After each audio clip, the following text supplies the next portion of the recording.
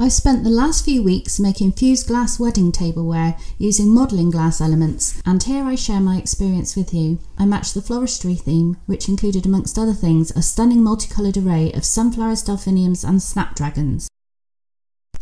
In this video I will show you how I made fused glass tea light holders with dimensional modelling glass flowers, and if you can wait until the end of this video, I will also show you the makings of a matching personalised heart wall hanger which I made as a wedding gift. Modelling glass is a unique medium made with powdered glass or fine frit mixed with 2 compounds of binder and mixing medium. I attach a link in the description to the modelling glass website, which has lots of useful information including mixing instructions. I made a half batch using measuring cups, but I think weighing the powder is a bit more accurate. It is very important to add the ingredients in the right order or it won't mix properly. The powder and binder are mixed together first, then the water is added and mixed in, and then finally the liquid medium. I use bullseye powder throughout this video, but you can use other makes of glass too, and here I'm using a sunflower yellow. Once properly mixed, a soft clay textured material is achieved. This can then be moulded, as I did using fondant moulds for the flowers, but you can also use cookie cutters or make freeform elements. My clay was slightly dry, so I added a tiny bit more water. I store my clay in airtight containers and cling film in the fridge. As mentioned before, I used fondant moulds for these flowers, and I've left a link of the ones I've used in the description, but they are widely available in all sorts of places. For the sunflowers, I used clay that was made with dark rose brown frit for the centres and sunflower yellow for the petals. Forget-me-nots were made with Egyptian blue powder with white centres. I found a random tool in my workshop that I used to cut the sunflowers into quarters. A small ball of brown clay was pressed into the centre of the large sunflower mould, and then the yellow clay over the top.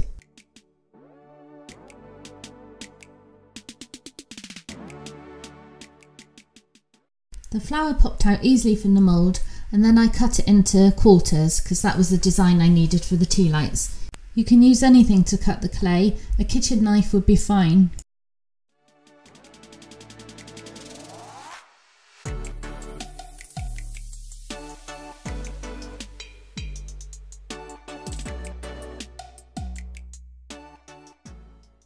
Smaller sunflowers were made in a similar fashion, but I kept them whole. The items need to be dried before firing. I air dried mine in the warm kiln room, but they can also be dried in the oven or kiln at 200 degrees centigrade for a couple of hours. I made the flowers on a silicone baking mat, which can also be heated up to this temperature. Modelling glass will shrink when the binder has burned off, between 10 to 15%. And so because I wanted to fire the flowers on a flat piece of glass, I pre-fired them to shrink them. Here are the results after a tack fuse. The modelling glass would not need to be annealed as it's going through a further tack fuse firing.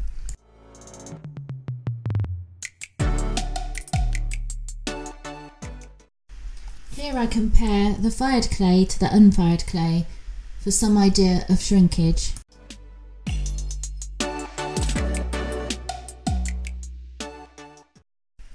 I personalised the bottom of the tea lights with a screen print.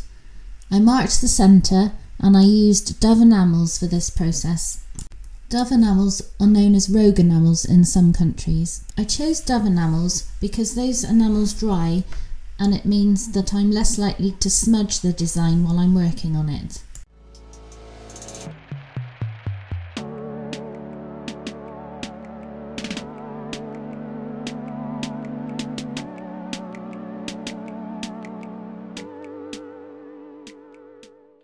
I left the enamel to air dry before decoration.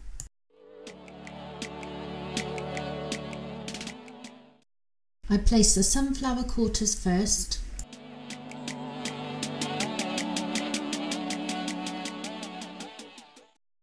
I made delphiniums with a medium frit, which is a streaky Caribbean blue and white opal.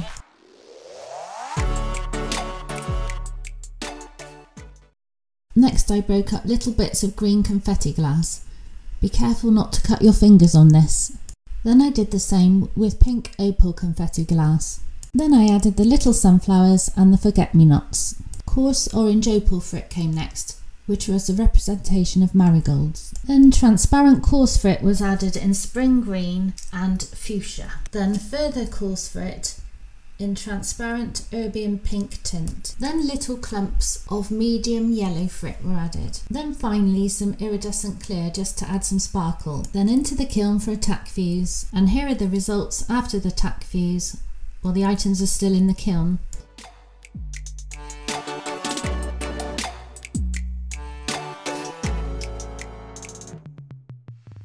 If you're interested in what the project would look like if it had been on a full fuse rather than a tack fuse, this was a Tealight that cracked in the kiln, so I fired it on full fuse on a flat piece of glass. It's okay, but I much prefer the dimension that you have with a tack fuse. This is a setup for the Slump fuse. I used stainless steel beakers with a tiny bit of papyrus paper for some wiggle room. A link to source these is in the description. I can slump 4 14cm square Tealights at one time in my small scut kiln. And these are the Tealights after they've been slumped.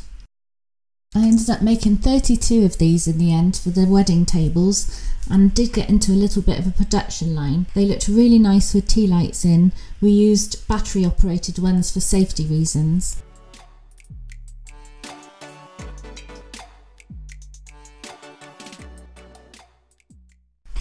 As a wedding gift, I made a matching heart.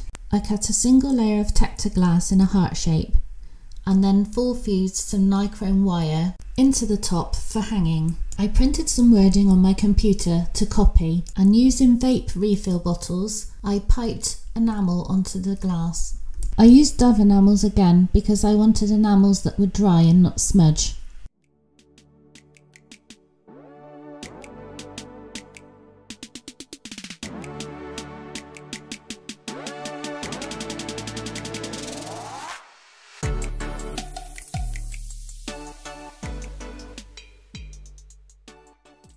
When the enamel was dry, I used a wooden skewer to go in and tidy up some of the uneven edges.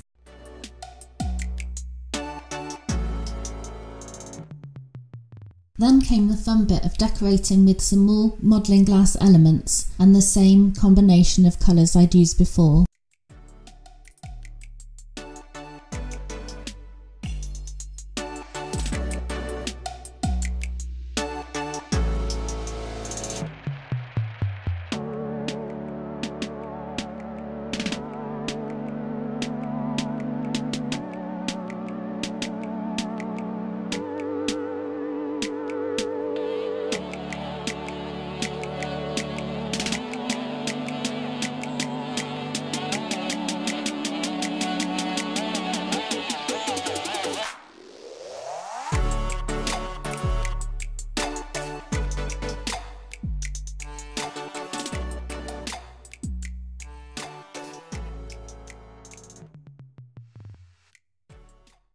And this is the heart after it's been tack fused. I hope this has given you some inspiration to try modelling glass. There are so many different things you can do with it. My next video will include modelling glass used as an underwater seascape. So be sure to like and subscribe if this interests you, and then you'll be notified when this new video has been made.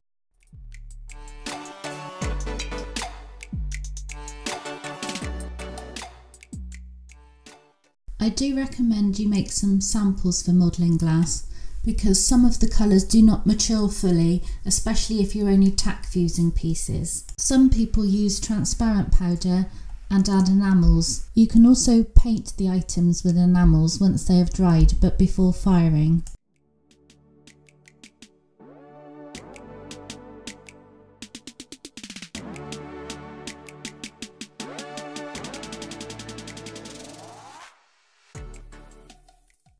Thank you for watching. I hope you'll come back and visit my channel again soon.